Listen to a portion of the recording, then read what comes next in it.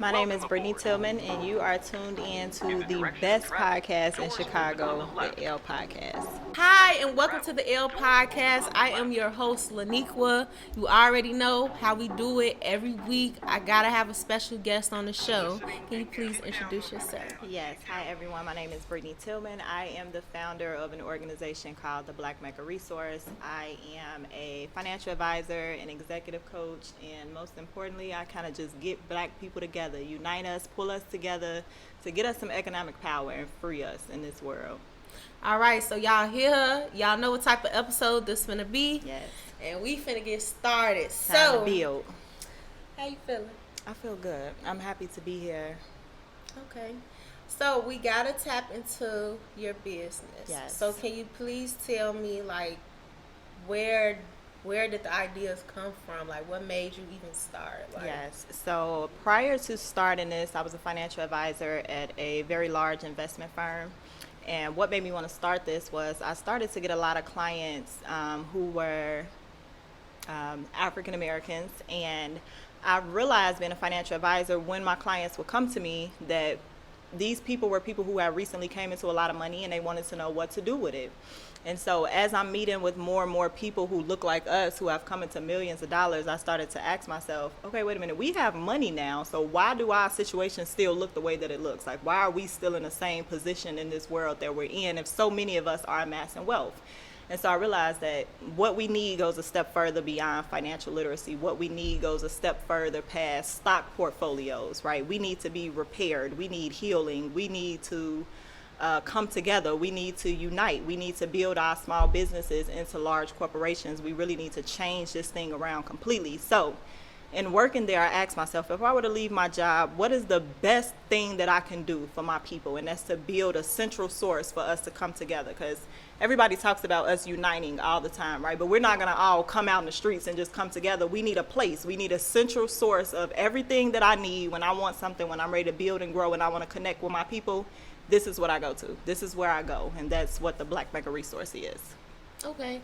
So can you tell me, like, how can people get in tune with your platform?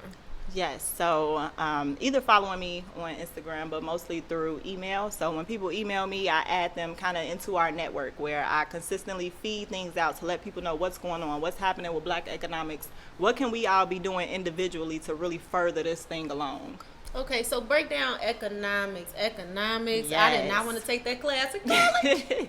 I did love not want to economics. take economics. Economics makes the world go round. Okay. So economics is a group of people, a government, or a hierarchy coming together and figuring out, how does trade work in our society? How do we exchange commerce? How do we exchange goods and services? And so with so many of us now in spaces where we are providing services to our people, we need a central source. So just how, like, our businesses now pay tax to the government, right? We need a central source where our businesses come to, and this is who we pay tax to. This is who decides what happens with us economically. Mm-hmm. So, I mean, it's so many places to where to start with this, but, like, let's get in tune with the soulful part of it, and then we're going to work our way down to the financial literacy. So, as Black people, you know, we are consumers more than, you know, business owners and stuff. And, you know, how do you feel about us always spending our money and don't have, like, our priorities straight and spending it on the wrong things? That's my favorite question. This is the fun part that we about to get into, because this is the part that I want to get on top of my people with, because none of this changes until we start to circulate our own dollar, right? And so every other community, their dollar stays in-house within their communities for months. Ours change hands maybe one time. I feel like our dollar stay in our community maybe 5 times, maybe 5 minutes, and it's gone.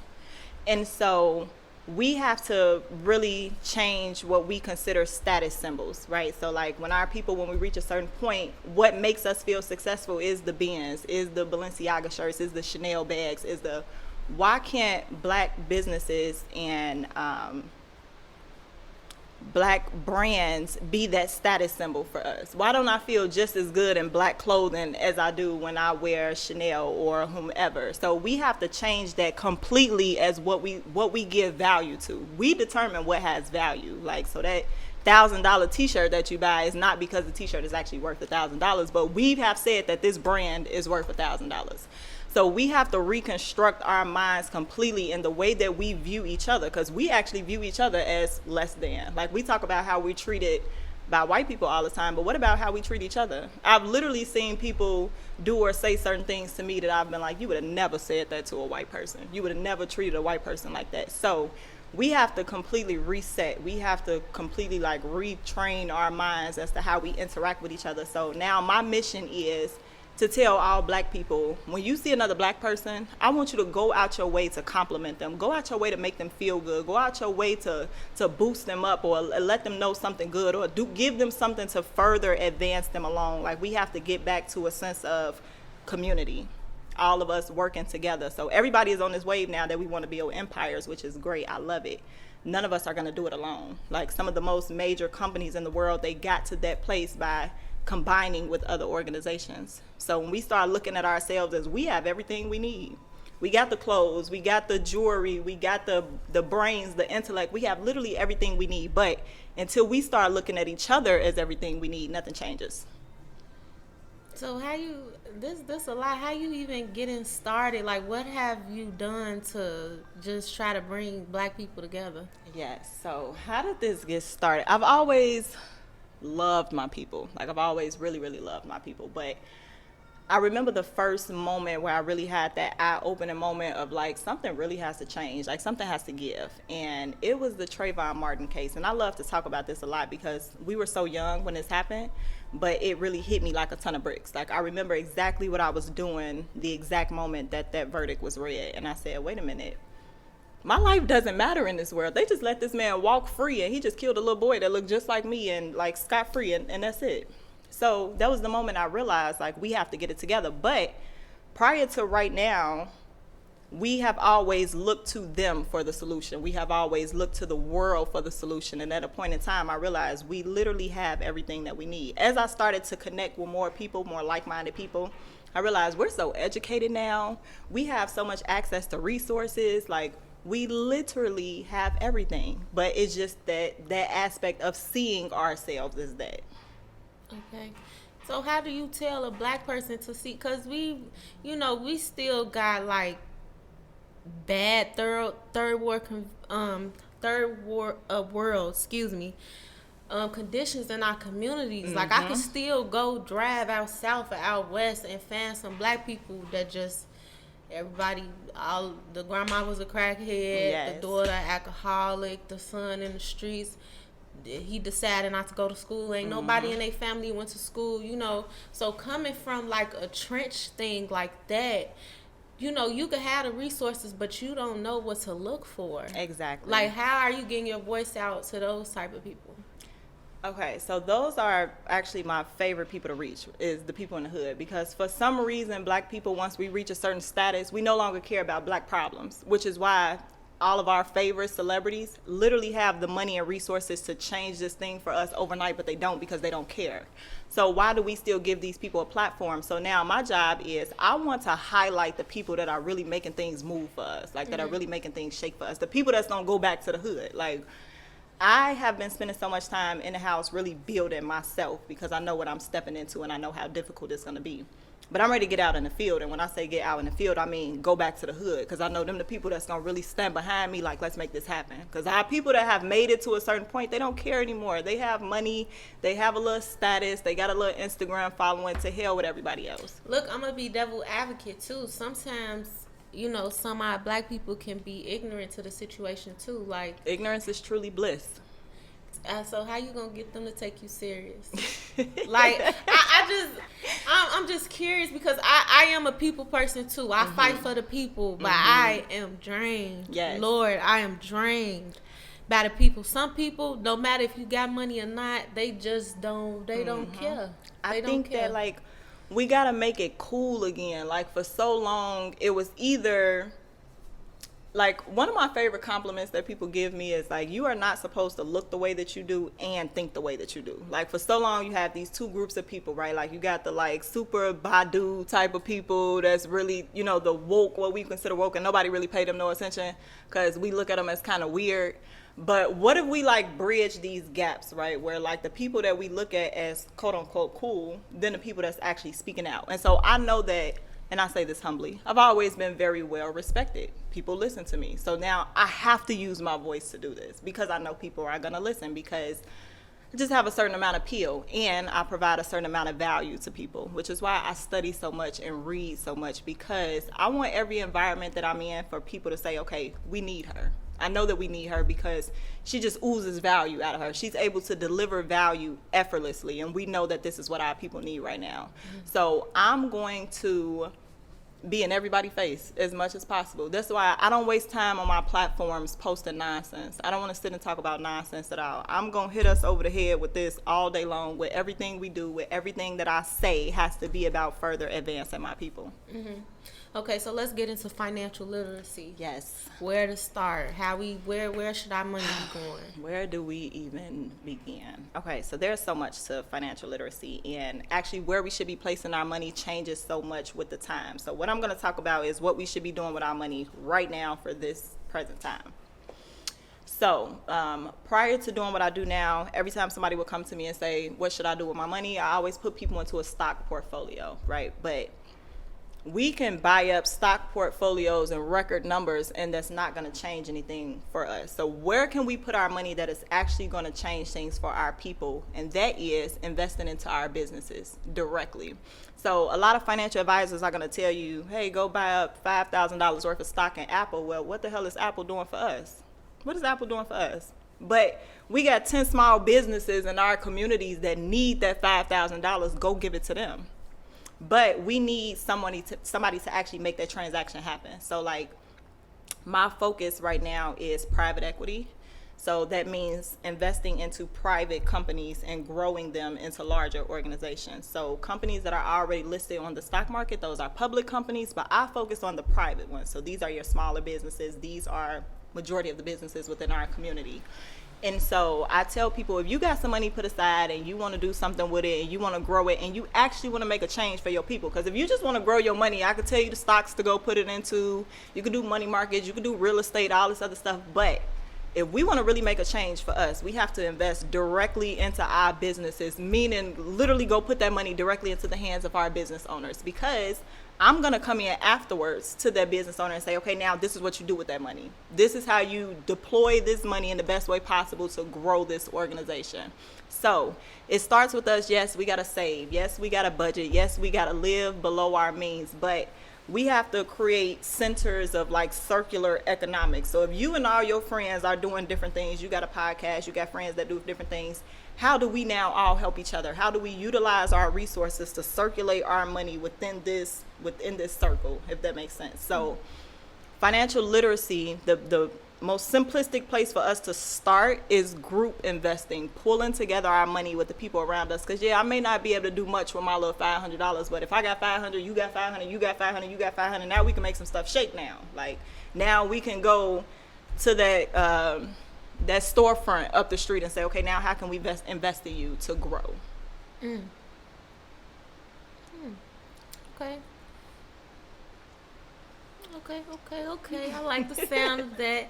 All right, so I know you be having like meetings, like Zoom meetings. Yes. What does that focus on? Lots of things. So one of them is financial literacy, but the other one is really organizing our people. So I love to go into different nonprofits around the city of Chicago to really get a hold of our youth, because a lot of our older generations are kind of stuck in their ways, and they're not trying to really hear much that we saying, but we can still captivate the minds of our youth, right? These are our weapons for the future. So I want to get a hold of them as much as possible, which means telling us, our generation, what we can be doing to invest in our children to really change things for them. So on these calls, and I tell people before I have any Zoom meeting or do any seminar or do any workshop, typically I'm invited into these spaces to talk about financial literacy, but I let them know my job is holistic repair for our people. So financial literacy is just a small piece of that. I want to holistically heal us, meaning mind, body, and soul, the way we think, the way that we eat, the way that we teach our children. Like, I homeschool my kids, and Yes, my son, he learns to read and write and he learns math, but right now we studying Mansa Musa. I want you to give me a report on him.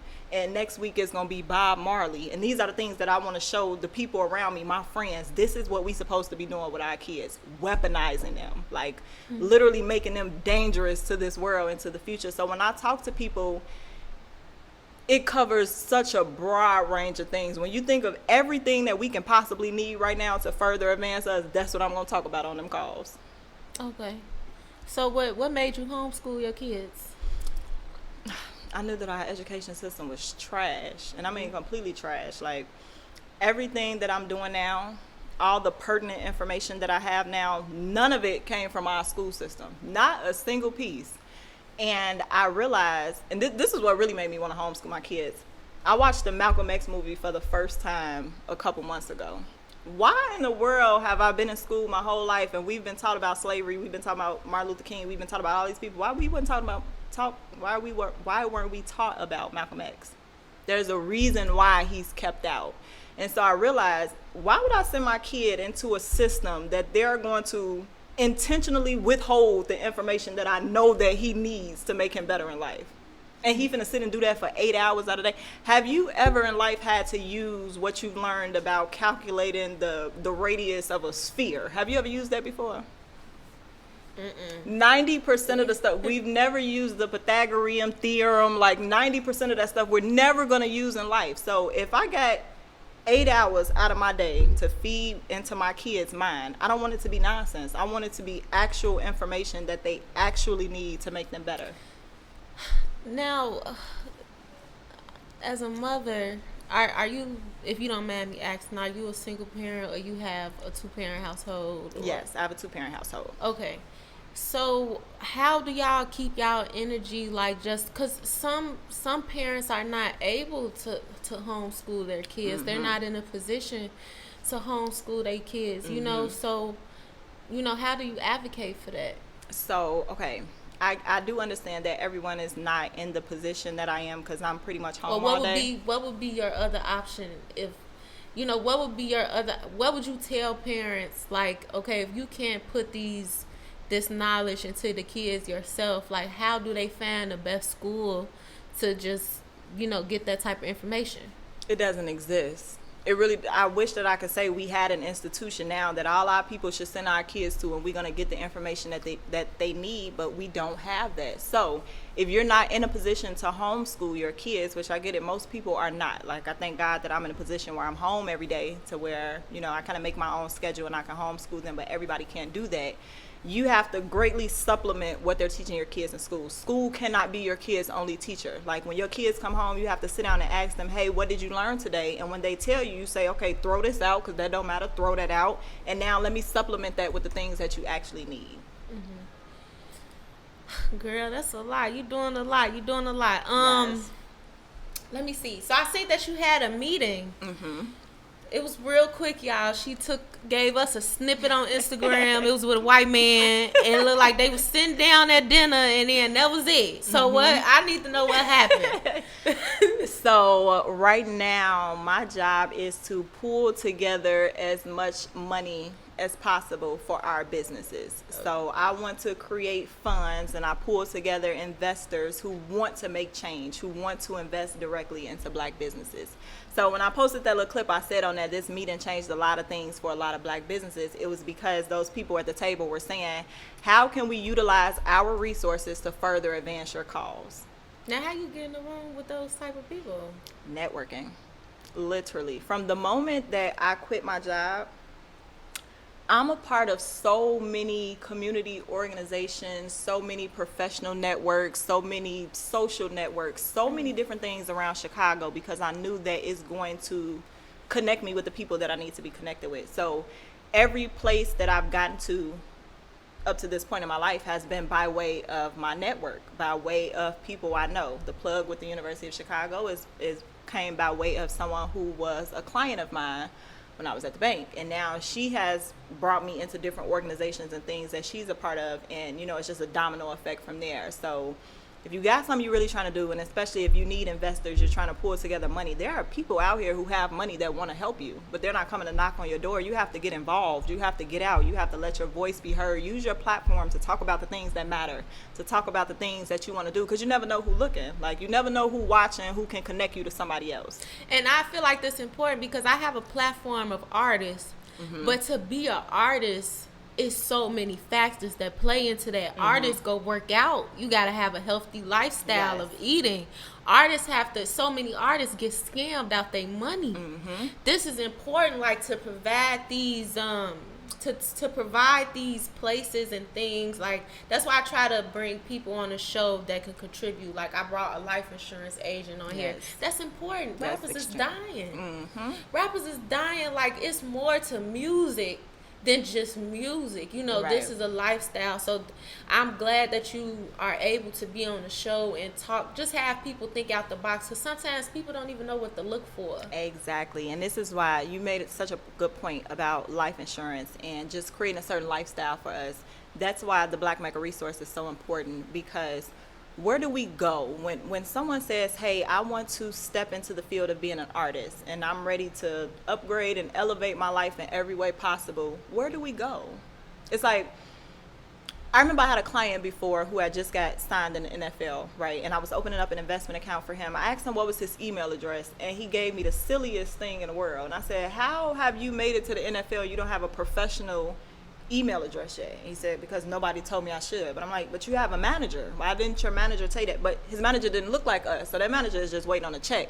So if we actually have an institution where an artist can come say, okay, I'm ready to step into this world, you know, I got a little money now, and you can actually sit down with people and say, okay, we need to get you set up with these accounts, you need this person, you need this, you need that, everything that you need to create an optimal lifestyle. Like, I want us to optimize our lives in every way possible. Like, live life to the highest heights, like reach our highest levels of intellect, reach the highest heights within our soul, our spirits, eat well, reach the highest heights within our body.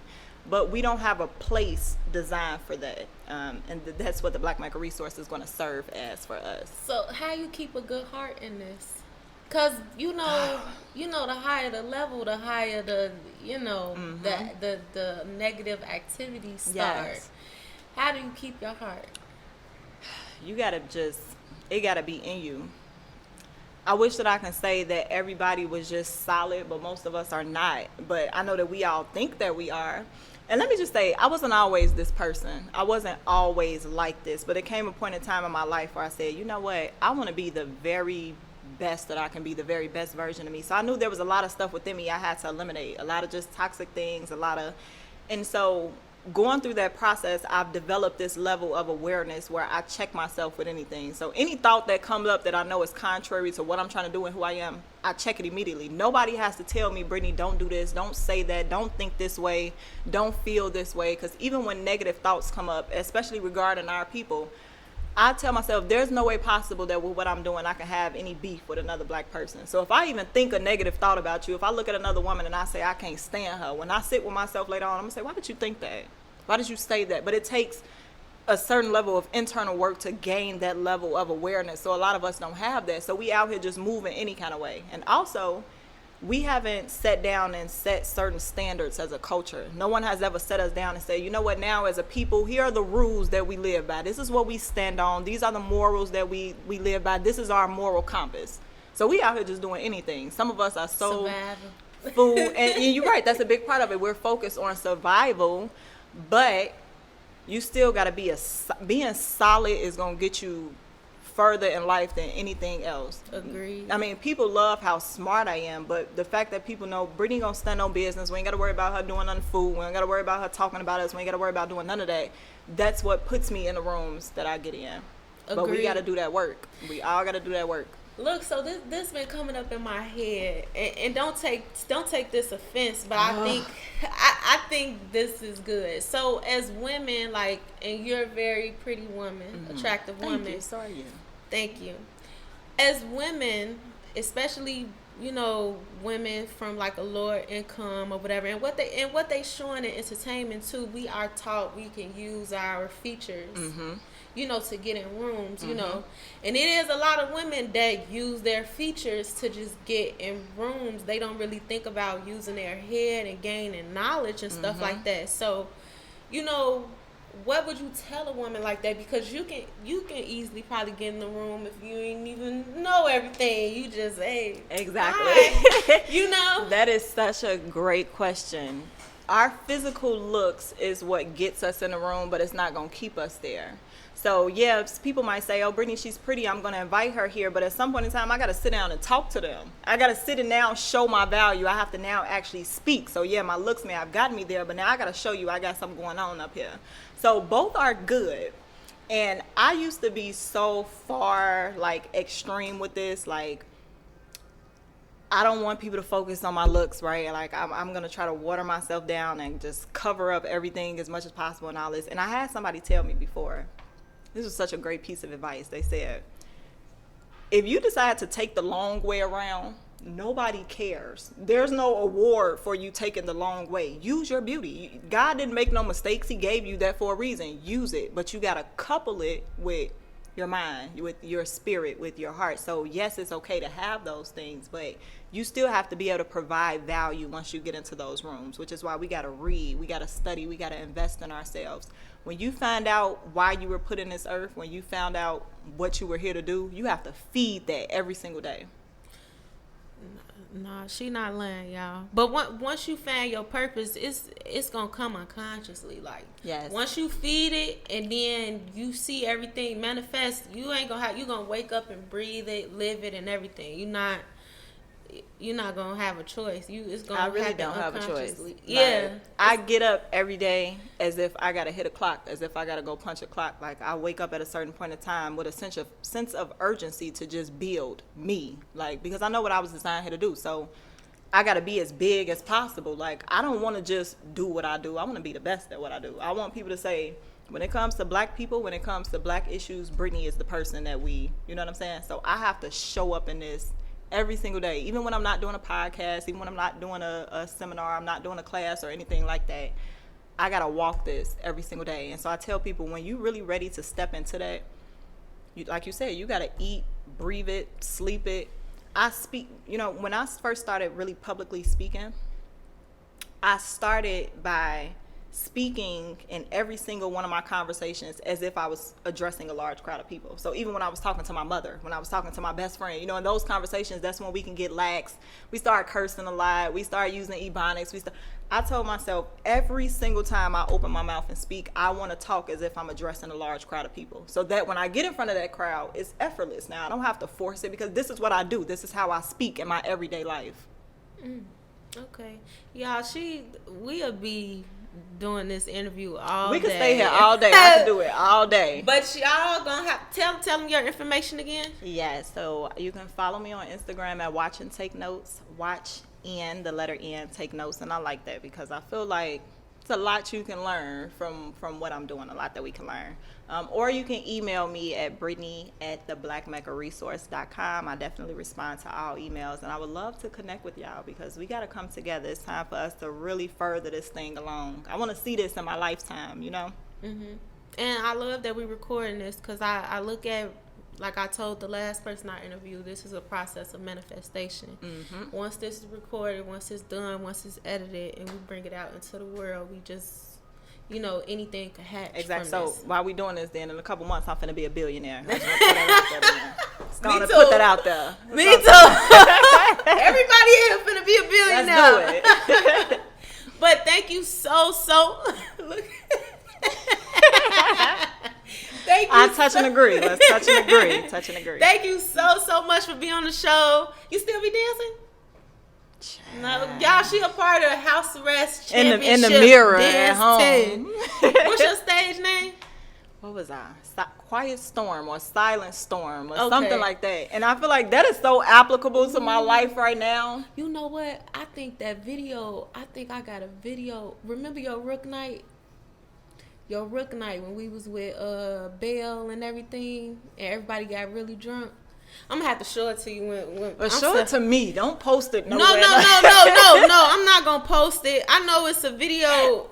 I know it's a video. I be keeping everybody videos, but no, but y'all, yeah, she used to be dancing. We be performing and everything. I'm gonna hit a footwork on the stage one day. Like I'm gonna be addressing millions of black people, and we just gonna start banging right in the middle of the thing.